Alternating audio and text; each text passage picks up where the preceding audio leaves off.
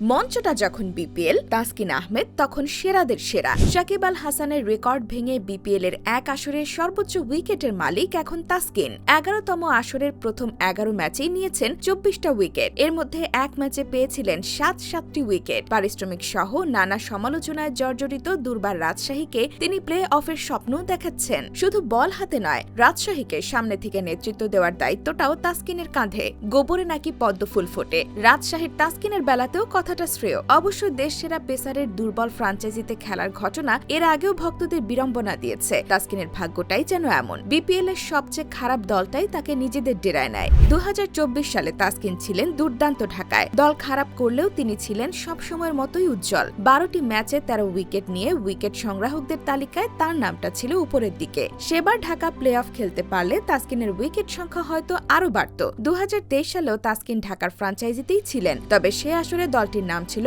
ঢাকা ডমিনেটর্স। ৭টি দলের মধ্যে যারা হয়েছিল ৬ নম্বর। তবে তাতে তাসকিনের পারফরমেন্সের ধার কমে যায়নি। পুরো টুর্নামেন্ট না খেললেও নিজের জাত চেনাতে ভুল করেননি তিনি। ৯ ম্যাচে নিয়েছিলেন ১০টি উইকেট। তামিম শাই-হোপদের নিয়ে গড়া খুলনার সাথে একটি ম্যাচে ১০৮ রানও ডিপেন্ড করেছিল ঢাকা। সে ম্যাচে তাসকিন একাই ৪টি উইকেট নিয়ে জয়ের পথটা সহজ করেছিলেন। ২০২২ সালে তাসকিনকে অন্তর্ভুক্ত করে বড় চমক দেখিয়েছিল সিলেট সানরাইজার্স, কিন্তু সেবার প্রথম দিকে তাকে যথাযোগ্য মর্যাদা দেওয়া হয়নি। পারিশ্রমিক নিয়েও ছিল মনোমালিন্য। একটা পর্যায়ে গুঞ্জন উঠেছিল সময় মতো পারিশ্রমিক না পাওয়ায় তিনি আর কোনো ম্যাচই খেলবেন না। পরবর্তীতে ভুল বুঝাবুঝির সমাধান হয়। সিলেটের হয়ে ওই আসরে ৪ ম্যাচে ৫ উইকেট পেয়েছিলেন তাসকিন। বিপিএল এর সপ্তম আসরে অর্থাৎ ২০১৯-২০ মৌসুমে তিনি খেলেছেন রংপুর রেঞ্জার্সের হয়ে। মুস্তাফিজুর রহমান ও মুকিদুল মুগ্ধদের ভিড়ে বল হাতে সে আসরে তেমন কিছু করতে পারেননি তিনি। বলা যায় তাসকিনের বিপিএল ক্যারিয়ারে অন্যতম বাজে আসর কেটেছিল সেবার। তবে তার বিপরীতটা ঘটেছিল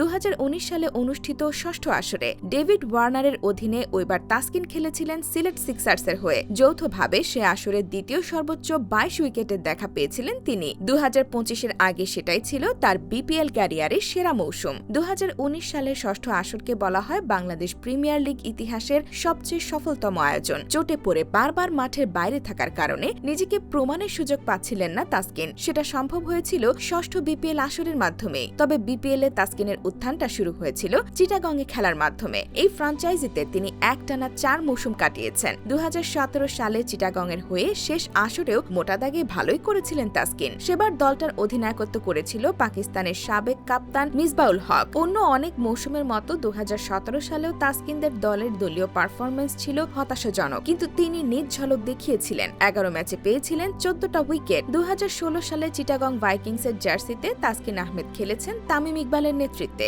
সেবার ভাইকিংসরা পৌঁছেছিল এলিমিনেটর পর্যন্ত। শেষ ৪-এ যেতে বল হাতে মোহাম্মদ নবীর পাশাপাশি গুরুত্বপূর্ণ অবদান রেখেছিলেন তাসকিন। টাইমাল মিলসের সাথে জুটি গড়ে ১১ ম্যাচে নিয়েছিলেন ১৫ উইকেট। ফেরা যাক তাসকিনের অভিষেক বিপিএল আসরে। সময়টা ২০১৩। দ্বিতীয়বারের মতো আয়োজিত হয়েছিল বাংলাদেশ প্রিমিয়ার লিগ টুর্নামেন্ট। সে আসরের অন্যতম চমক ছিলেন তাসকিন আহমেদ নিজে। সেবার চট্টগ্রাম দলে জায়গা পেলেও শুরুর দিকে তেমন সুযোগ পাননি তিনি। তবে তাসকিন তাক লাগিয়ে দেন সেমিফাইনালে দুরন্ত রাজশাহীর বিপক্ষে ৪ উইকেট নিয়ে। টুর্নামেন্ট শেষে দেখা যায় তার নামের পাশে ৪ ম্যাচে ৮ উইকেট। এর পরের বছরই তার ডাক পড়ে বাংলাদেশ জাতীয় দলে। নানা উত্থান পতনের মধ্যে গেলেও তাসকিন এখন দেশসেরা পেসার। বিপিএল দিয়ে তার শুরু, বিপিএল পেলে তাই তিনিও হাজির হন সেরা ছন্দে।